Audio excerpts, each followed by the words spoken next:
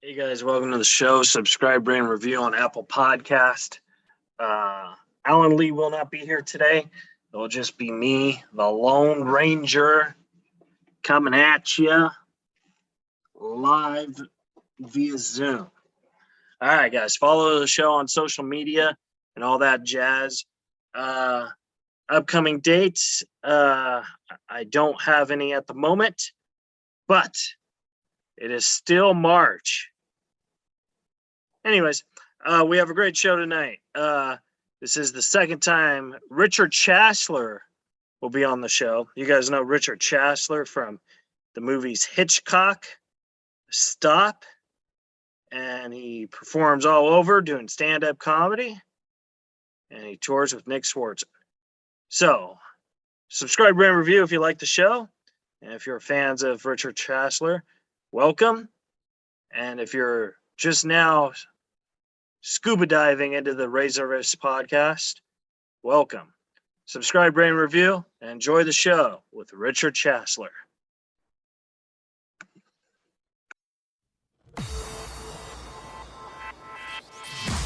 You're listening to Reza Riffs with Keith Reza and Alan Lee, right here on LA Talk Radio.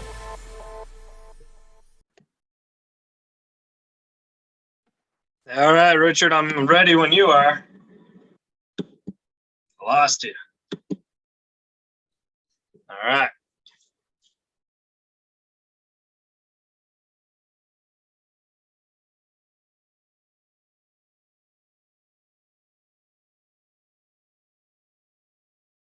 You there? I think you're muted. I don't think I'm muted. Yeah, excellent. Okay, so for the folks at home, we were getting into a nice little rift about your eyes, and then we talked about your poetry, how when you do stand-up comedy, you paint with your words. Right? Yes. You're shaking your head. No, I was like, I could have sworn. I have this. I've always had this philosophy about. So you're putting this together then. Yeah. Cool. Okay. Yeah, I've always had this philosophy about the art form of comedy, how it's really visual. And what we're really doing, what our job is to paint pictures with words so that the audience sees in their mind's eye the same thing we see in our mind's eye so that they can follow along the joke, and then when you give them the punchline, which is the inverse action of what you're giving them originally, there's the irony, and that's where the comedy lies. But I really think that a lot of times people don't get the joke because you're not using the right words or painting the picture correctly. And, that's something Mitch and I used to talk about. We can get into that later if you want to. Yeah. For the folks at home, when he says Mitch, he means the great Mitch Hedberg. Yeah. He's like, yeah. That guy. If anyone's ever heard of him. Yeah. One of my favorite Mitch Hedberg jokes is when a duck only likes me whether or not if I have bread or not. I think I told you that. Yeah. But so you also write poetry, which I do write poetry too, and I get the feeling because sometimes I'll share it when I want to share it, but then sometimes I don't share it because I think it's way too personal. And do you ever get hammered by your comic friends when you share it? Like, oh hey, yeah, dude, nice go. Would you take some ecstasy last night? They don't say ecstasy, but yeah, I do get hammered by them. They're like, stop being a gay John Cusack or something. Which, how can you be a gay John Cusack?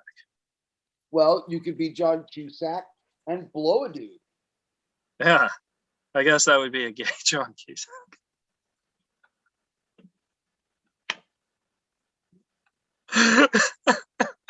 You see what a wonderfully painted picture that was?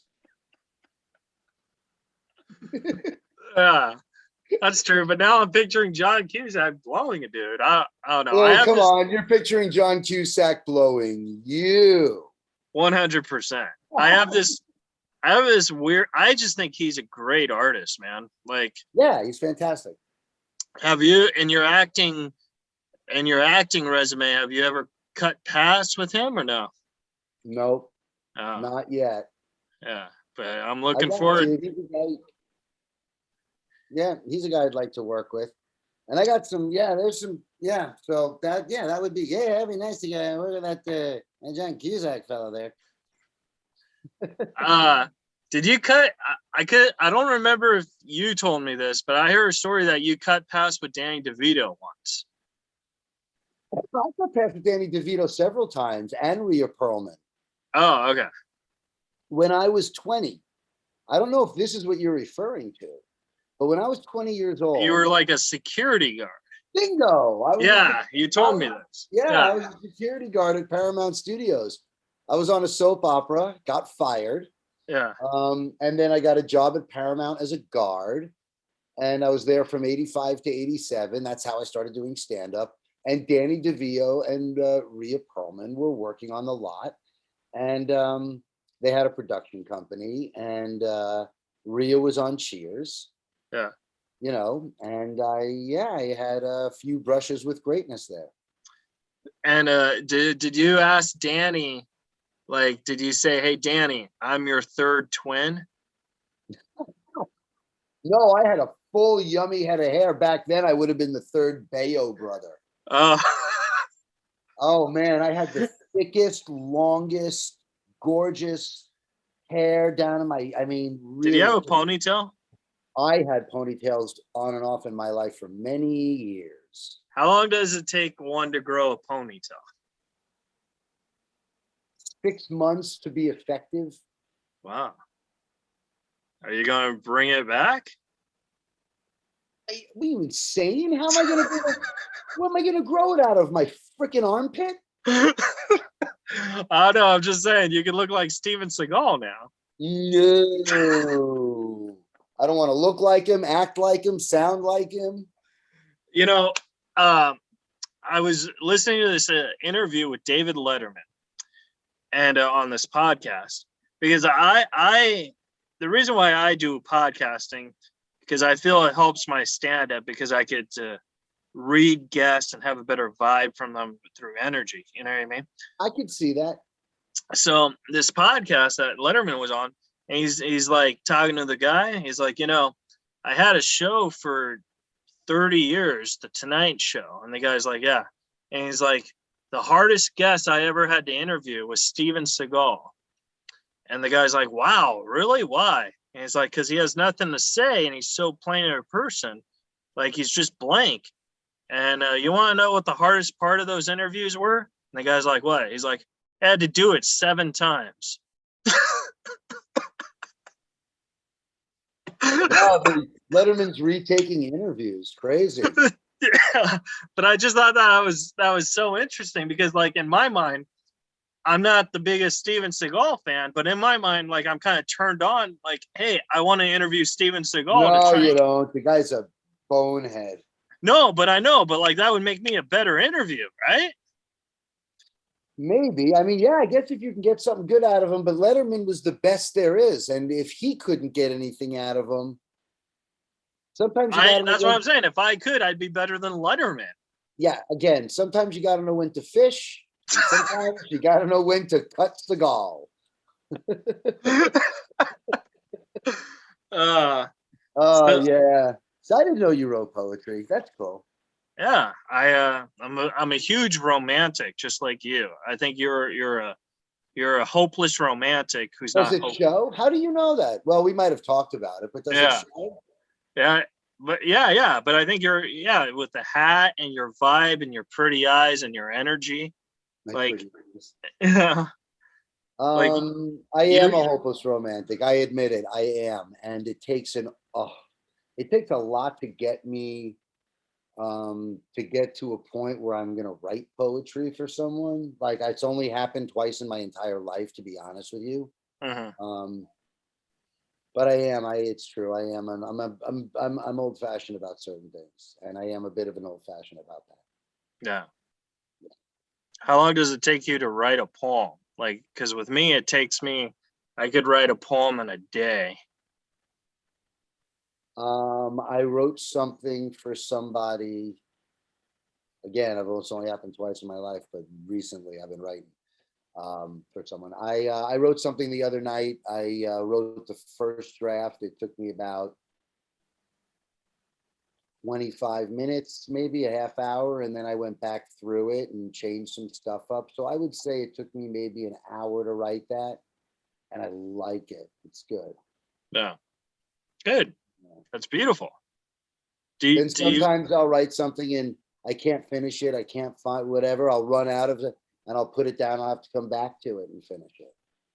Now, when you write, because I don't know if you know this, but poetry and actual writing is two different sides of the brain. So like your actual writing is when you're doing comedy or screenplays, and your poetry side is a different part. Do you like, Really? yeah, there's two different forms of art that the poetry, because I guess like William Shakespeare said, poetry was just words in a paragraph or something like that. I don't know who said it, but the thing is it's two different sides of writing. I guess the question is when you're writing comedy, do you Shakespeare fan loves Shakespeare. Yeah, exactly. What? I said I love Shakespeare. Oh yeah. The question is when you're writing comedy jokes, do you sometimes go just writing poems, or vice versa? When you're writing poems, just go straight into writing comedy? Never. The two have never, ever, ever intermingled. Comedy to me is an idea that it's funny. It starts out as an ironic, funny thing to me, and then I'll either write the joke or I'll write the bit about it, but it's always predicated around something that struck me as ironically funny. Poetry, on the other hand, is something for me that I'm usually being touched or uplifted. It starts in my chest. It's different. It comes from a different place in me, which is, I guess, explains a different part of the brain thing, which I did not know about. Yeah. Yeah, no, there's nothing. One is more rhythmic in terms of like a beat and a rhythm. The other one is a little more, has a little more jazz to it. That's the comedy. But for me, being a drummer, they both have definite beats. You're also a drummer? Yeah, I've been playing drums since I'm 6.5. Holy Lord. Now, Yeah, I still play. how many bands have you been in? Well, I mean, going back to junior high, the first band I played in, the Idiots, we called ourselves. Me, a guy named Greg, and a guy named Mike, and those guys were good guitar players too. And we were in like 8th grade or 9th grade, and we were playing like Black Sabbath and AC/DC and shit I just didn't like. And then the next band I played in high school, we were all like fans of the British invasion and stuff like that. That was the New Edwardians, we called ourselves, and we played gigs in high school. I was playing clubs around LA. Oh, yeah, that's awesome. Yeah, and then I toured with the Grateful Dead tribute band for several years, which was huge and monumental, like a Grateful Dead concert. It was really big. Now, what's the pay scale difference between comedy and music? Because I've heard both comedy, ways. I keep all the money. Music, I got 1/6. 1/6. Well, there was 6 people in the band. Oh, okay. Wow, holy Lord. Because I've heard both ways, like music pays more than comedy, but I also heard comedy pays more than music, but I don't do music, so I don't know. First of all, on what level are you talking about? I mean, whatever level. So who makes more money playing an arena, Aerosmith or Sebastian Maniscalco? That's an interesting question. That's what I'm curious. That's what we're talking about here. My guess, Aerosmith, hands down. Right. They can command a higher ticket price and they'll sell more. Okay. No, am I wrong? No. I mean, I would pay to go see Aerosmith. People aren't scalping Fernando Maniscalco tickets for $500 outside the arena, are they? I don't know. I've never been to a concert like that. I think he's funny. I don't know even why he just became the example, because he's like one of the biggest selling arena tickets now, you know? Yeah. Yeah.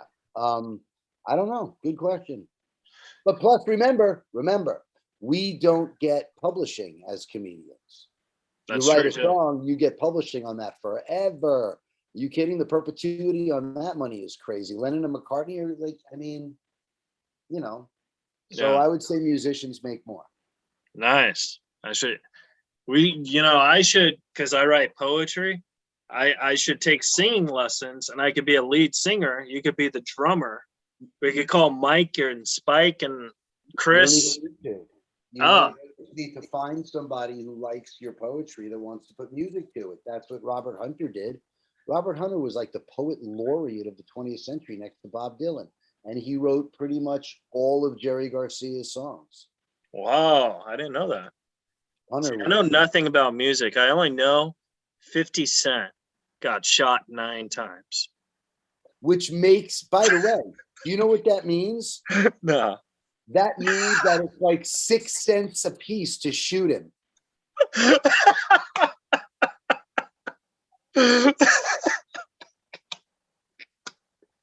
That's a good joke. But that's how the comedy works, you see. The setup was so perfectly painted. Yeah. 50 Cent got shot 9 times. The perfectly painted setup. I can even see him in my head getting shot with 9 bullet holes. So the math just worked itself out. It's a logical punchline to the setup. Yeah. You know, that's the only punchline that I think could have been. You know, Now, 6 cents a shot, step right up.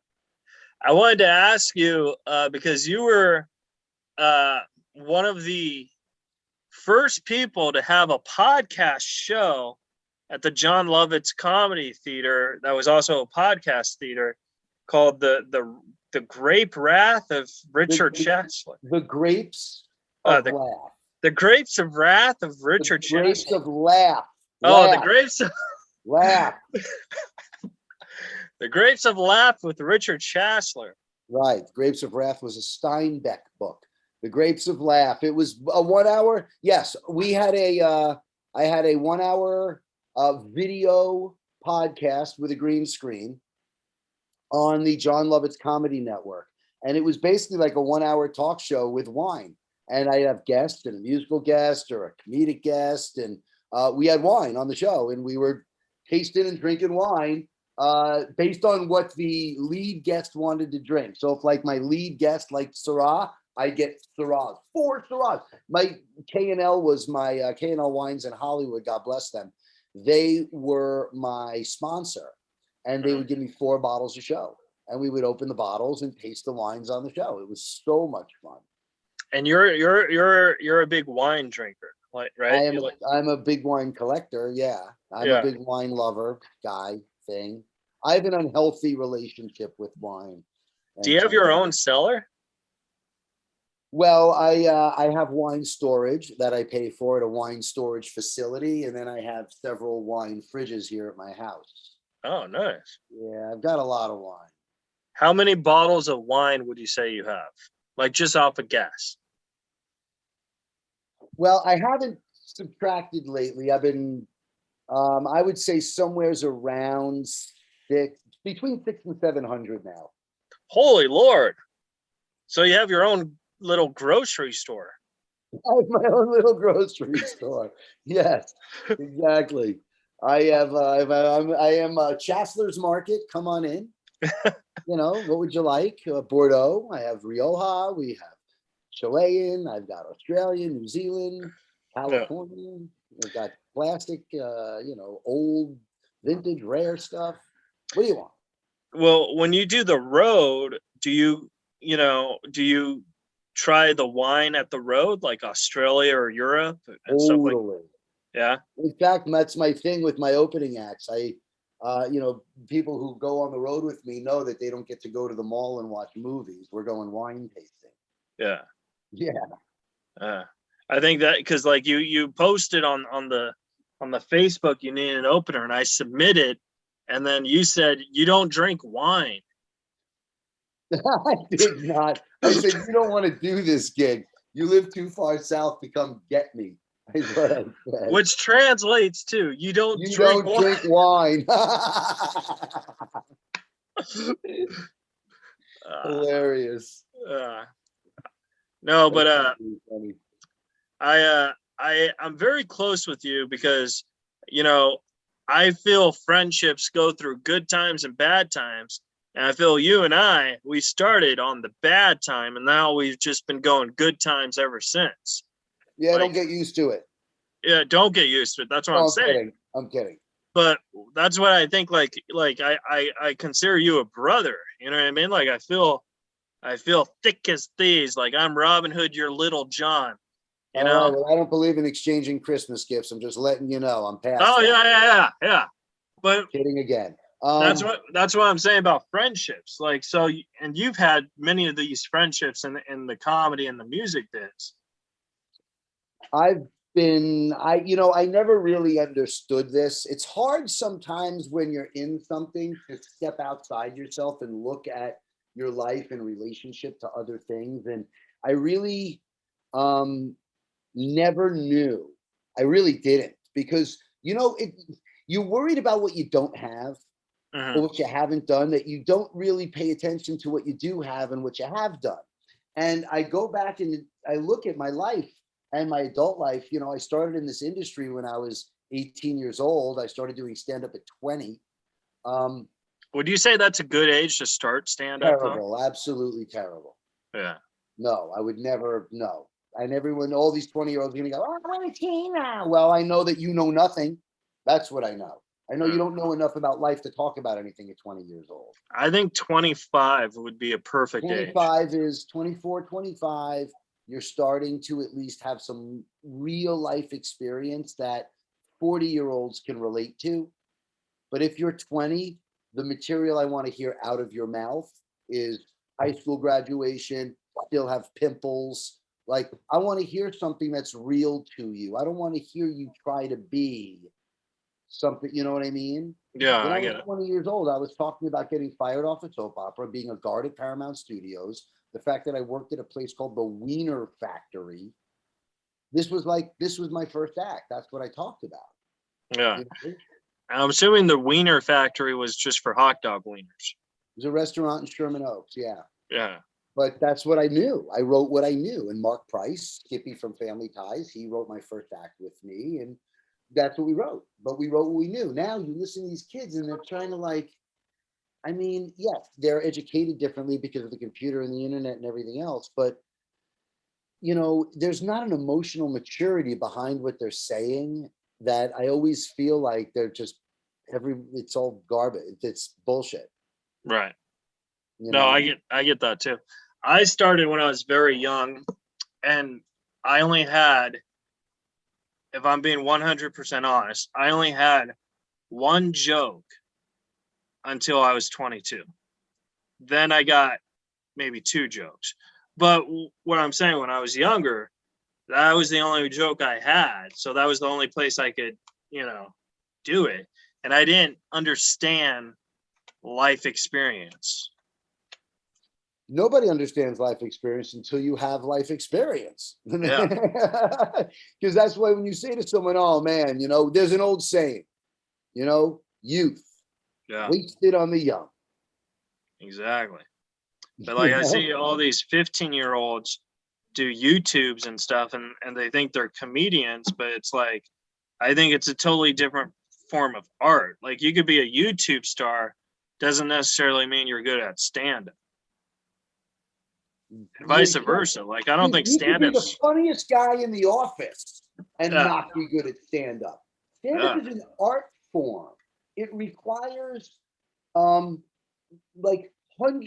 least 100 different moving mechanical parts, like an engine or a golf swing, to make the art form of stand-up comedy work. Yeah. That's why it's so hard. Stand-up comedy is not just getting on a stage telling jokes. That's amateur night. Yeah. The art of stand-up comedy takes, in my opinion, 9, 10, 12, 14, 15 years to get really good at and understand and own and be able to execute with precision and not be able to get quote unquote knocked off your, pedestal. You have total control over the stage and the art form and every single one of your jokes and bits, and you can get in and out of anything, and you can go from anything to anything if something happens in the room, and you can deal with it, and you can own it all. And comedy is hard. It's just freaking hard to get. Would you say it's the really hardest thing good. you've ever done? Yes. Yeah. I can sing, I tap dance, I write, I took screenwriting. I've been an actor since I was in first grade. I studied with Stella Adler for 8.5 years. You met Danny DeVito? I play 5 instruments, and I've been a stand-up comic since I'm 20, and there's no question about it. Stand-up comedy is by far, out of all those art forms, and let's be clear, I make money at all of them and have at some point, absolutely. Stand-up comedy is the hardest of all the art forms that I've ever done, and took the longest for me to actually get proficient at. Really, like, I spent a long time going, yeah, I'm a headliner, I'm working, I've been doing this 9, 8, 7 years, 10 years, but how do you get that funny? Right. I'd see guys on stage like Bill Maher and, Seinfeld, whatever, and I'd be like, Leno, I'm like, how do you get that funny? Stephen Wright, guys. And I know the answer now, because I know when it happened for me that everything changed in terms of my comedy maturity and ability and level and stuff. You know what I mean? Mm-hmm. But that took 15 years. 15 years for me to have that one breakthrough.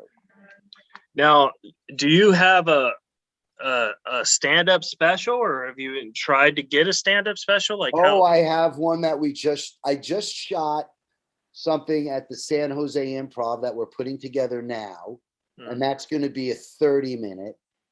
And then I have the full hour that I'm looking to shoot right now. I'm literally talking to people and looking for a theater, and we're going to get that done. This is an hour that I wrote. Actually, I started writing it when we started writing our latest hour at the same time, and while we were on the road together, and I got to burn up a lot of this material. So I have been writing more stuff also. So I want to get this stuff shot and done, and then move on. Yeah. I feel, because I have an hour special, 45 minutes of it is great. 5 minutes of it is okay, and 5 minutes of it is terrible. But when I did it, I no longer really use that material now when I do shows, because it's already on a special. And I'm going to be 100% honest with you. I'm in love with my special. I think it's a great, fantastic special. But when I perform, I try and not do stuff in that. I try and do some other stuff. You know what I mean? Yeah, of course. You want to try to put it to bed, but sometimes you can't. And sometimes you'll reach and grab something because it fits the mood or it fits the room or whatever. It is what it is. And it could be a greatest hit. Somebody could be in the audience and scream out like, Snooty Snoot. And so you go back and you do a bit, because it's a request like Freebird. Yeah. Do you get people screaming jokes at you when you're doing it? Depends where. It has to be a place I've been working for a really long time, where people have been coming to see me for a really long time. Well, I would think you do get a lot of requests, because you used to open for Hedberg forever, and Hedberg, I know that happened to him all the time. Yeah. Yeah, of course it did. Wherever we went, people would be screaming stuff out. Yeah. Like sometimes he'd be like, "Come on, man, let me get the new jokes out." Yeah. So because like when people see me, because when I was with Norm, it never happened. But now when people just see me by myself, they'll say that, and they know me just from being associated with Norm. You know what I mean? Yeah. Well, I'm glad that that's not it. I'm glad I have my own brand, and that I'm not like Mitch, and I get to show up as me, and I get things weird. Some guy about a year ago sent me to my website email address a picture that he took of Mitch and I in 1993 or two. And I think it was like the first week I had met him. Wow. Yeah. And this guy was like, hey, man, I took this picture. I'm like, what the heck? Yeah, So how much did you pay him for that picture? I did. And it was nice. And I go, you got any more of these? I'd He's like like, to have that's the the only one I negatives. took. He's like, you guys were so funny. I wish I had more. That's the only one I took of you guys. Yeah. We were like frickin' frack for 2 weeks. We were inseparable. We roomed together. We sat next to each other in the van. We were inseparable for 2 weeks when we first met. Yeah. That's I feel those are the strongest relationships, not just professionally, but also in life. You know what I mean? Like it's very, because I lost Norm and like he was like my dad, and then I just lost Saget. So I feel very, very hurt when, but I also feel very blessed. Sure. So Sure. that's the way the world works though. What's your favorite type of pizza to get? Do you like the Papa John's or do you like the Pizza Hut? I don't order commercial takeout pizza, to be honest with you. There's a place by me called Vito's that I'm doing a plug for Vito. That's owned by a guy who's from New York, and he makes his dough every morning at 4 a.m. And it's like the real deal, but it's, $30 a pie. But Right. it's like really good pizza. Does pizza go good with wine or no? Heck yeah. Really? Sure. And And depending on what type of pizza, it could dictate what type of wine. It could be red, it could be white, it could be champagne. Oh, is champagne the same thing as wine? It is wine. It's sparkling wine. Oh, I knew it was sparkling, but I didn't know it was wine. It's sparkling wine. It's any one of 3 grapes blended together is in champagne. Sparkling wine in other places, blah, blah, blah. But champagne specifically is basically one of 3 grapes or all 3 grapes put together. You know what fascinates me about your 600 bottles of wine? So you take to, like, this might throw people off, but I'm having that moment here. You take a bottle, right?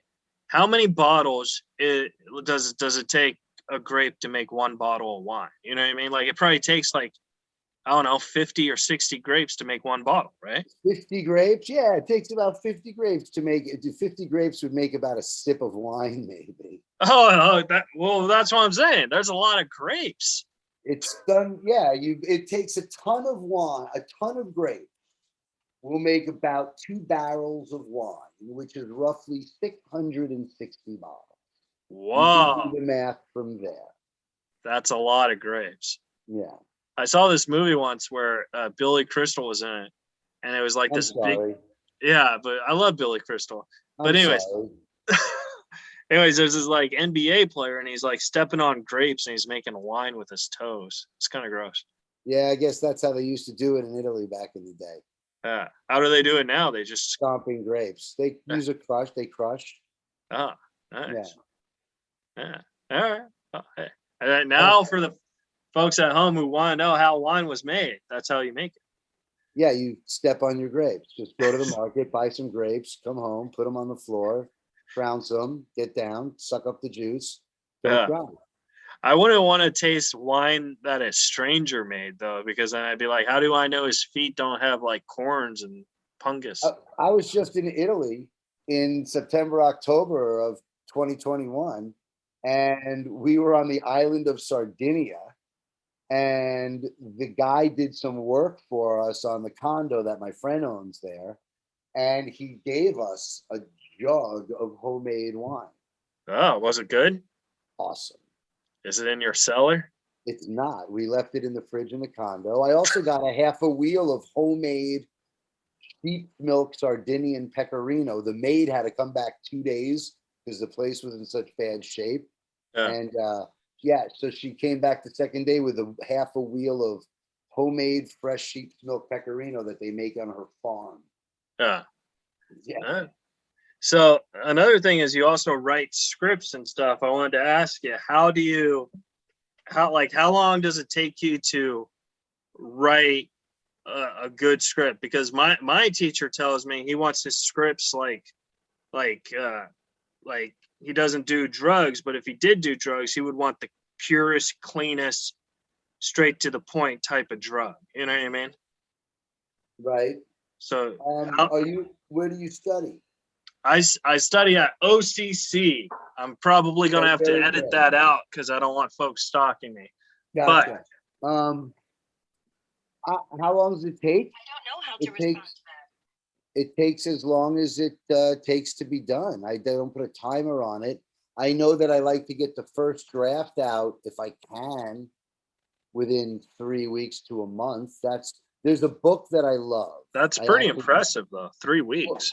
Well, there's a book that I love that I actually just recommended to somebody called How to Write a Screenplay in 21 Days, written by Vicky King. And it really teaches you a lot about the process. But the one thing that stands out is what happens on page 1, page 3, page 10, page 30, page 45, page 6, you know what I mean? Yeah. You learn what those beat points are and how to write to them. So you can get your first draft out in, 3 weeks to a month. Then after that, it's all, how much you work on getting it finished. But, it's not a 2 draft or 3 draft. I laugh at people like, oh, I wrote a script. Really? Yeah, I just finished it. Yeah, Really? you laughed at me. You're like, how many drafts? I was like 10. You're like, it's still not good. That's not. But it's not. That's the thing. No, I mean, maybe the Abrams brothers wrote Right. Airplane and read the first draft and went, wow, this is really funny. But they had to go back and rewrite and rewrite and rewrite and rewrite and rewrite. Well, writing is rewriting. Correct. And people write a script and it takes so long, they go, all right, I'm done. No, you're not. I think you're done when you sell it. You're done when you sell it. But Yeah. you know what? It's like, look, I've heard artists say, you got to know when to stop putting paint on the canvas. At some point, it has to be finished. And I believe a script I look at the same way. At some point, you have to look at it and go, I can't do anything else to it. I'm too close. I've been through it too many times. All the jokes to me have been dulled because I've read them and you know what I mean? That I need a fresh set of eyes to go through it and, look at it and go, oh, yeah. And then a fresh set of eyes can go, this joke, fix this, fix it. You know what I mean? But there comes a point where I can't do it anymore. And that doesn't mean I'm done. It just means I need input from an outside source, and then I can write to that input. Yeah. Now, Richard, I have 2 more questions for you. Question number 1 is this. Are you ready? Yeah. All right. So, what's the difference working with Mitch Hedberg to Nick Swardson?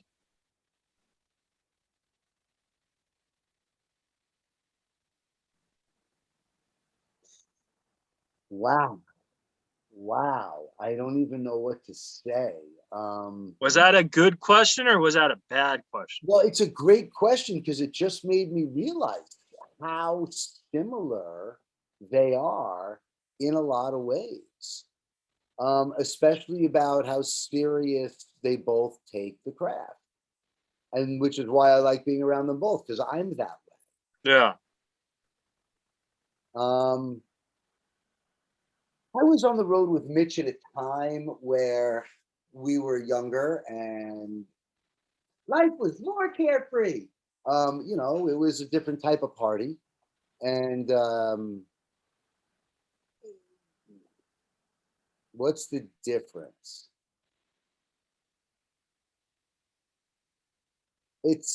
They're very similar in a lot of ways as artists and as people. Nick is more outspoken. Nick is much more his own man.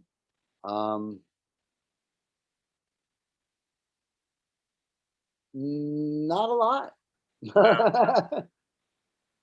All right. Not a lot.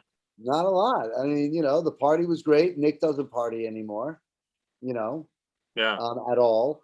And Mitch doesn't party anymore either. Yeah. But I actually have a weird story about Nick Swardson where this is not technically a credit, but well, I'm just gonna say it, and for the folks at home, I did not get credit for this because nothing aired or whatever. But Right. I wrote Norm had Swartzen on his podcast, and now Swartzen was the first episode where I submitted jokes for. And I remember Norm, I didn't go to the filming, but I remember Norm called me after the interview, and he's like, "Hey, Keith, you got some good news, and I got some not so good news." And I was like, "Oh well, what's the good news?" He's like, "Well, the good news is Nikki loved your jokes." Nikki. Yeah. And I was like, "Oh, well, what's the not so good news?" He's like, "Well, the not so good news is Nikki said your jokes are okay, but they're not there yet, so we couldn't use any of them." So I don't know if that whole thing was true, but that actually was kind of cool because I know he called Nicky. You know what I mean? Yeah, we call him Nicky. I call him Nicky sometimes. I have a nickname for him, but yeah, Nicky we call him. Yeah. So that's my only experience with Swartz, and I've been trying to interview him forever. Norm said he would make it happen, but then Norm died. So it's that's you're just not giving me much to go to him with. Hey, remember that guy whose jokes you didn't like? I mean, not even up to do one of them on Norm's podcast. Well, he wants to interview you on his podcast. So if you didn't like his jokes for you to do over the course of 40 seconds, you definitely want to sit with him for an hour. But that's true. But and then my last question for you is, what is your favorite gig you've ever had? It could be as a stand-up, it could be as a poet, it could be as a musician, it could be as a gigolo, bigelow, it doesn't matter. Your best gig you've ever had. I mean, and don't worry about pay. Imagine there's no pay, just the best gig. You know, I have to break it down because music gigs, when I played in my Grateful Dead tribute band and we used to tour, we played theaters. We used to sell out like 1,200 seat theaters. Mm-hmm. And we were playing the Ventura Concert Theater, and Steven Still's daughter, Jennifer Stills, was our opening. Wow. And Steven came and watched the show from the wings. That was really cool. And we played our asses off. And, Crosby, Stills, and Nash was around during, they knew Jerry and the Dead and everything. And they were a big Vietnam band.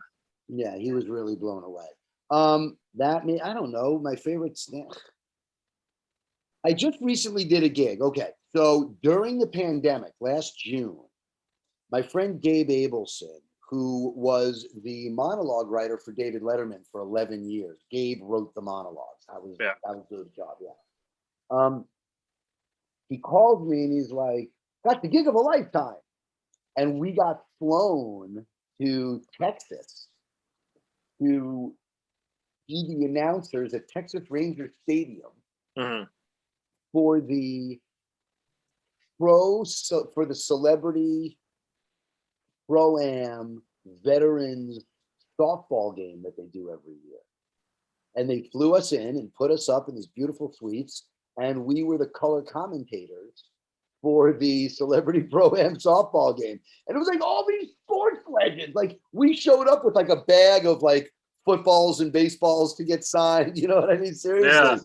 Yeah, we came home with a ton of autographs. It was like we were kids in a candy store. They would cut the commercial. We would like take our headsets off. We would run up to like Michael Irvin. "Hey, you're Michael Irvin, will you sign this for me?" And he's like, "What? Then come on, we'll interview you on camera." We were like the guy. We had the headset and the monitor. It was, one of those crazy kind of gigs. That was a pretty good gig. I don't know. I mean, you want to know the truth? Here's the truth. I want to hear the lie. The truth is, all of them are the best gigs, all of them. Because every time I do a gig, people are moved. I get to give something away and people get moved. And that's the best thing in the whole world, is to let somebody whose life sucks or needs a break from something or is getting divorced or whatever, in a crappy marriage, has a shitty job, whatever it is, to give them an opportunity to just have something that they can take with them and leave and share with other people, you know? So I think every single time I'm on stage giving laughs away, I think it's the best. All right. Now, Richard, where can the folks at home follow you and support you? You can follow me like the yellow brick road. Follow. You can follow me at Richard Chassler on Instagram. My Facebook is Richard Chassler, as is my fan page. And my Twitter is at Funny Wino.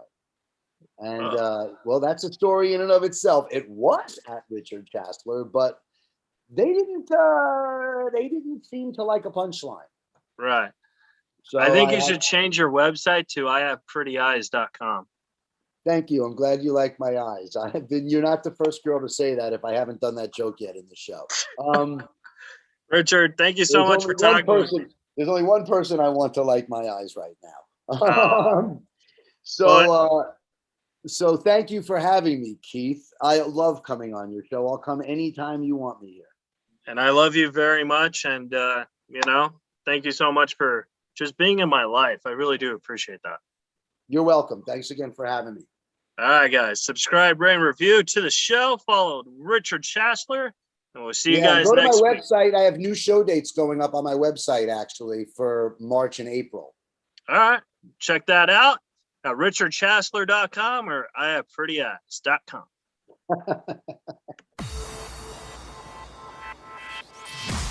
You're listening to Reza Riffs with Keith Reza and Alan Lee, right here on LA Talk Radio.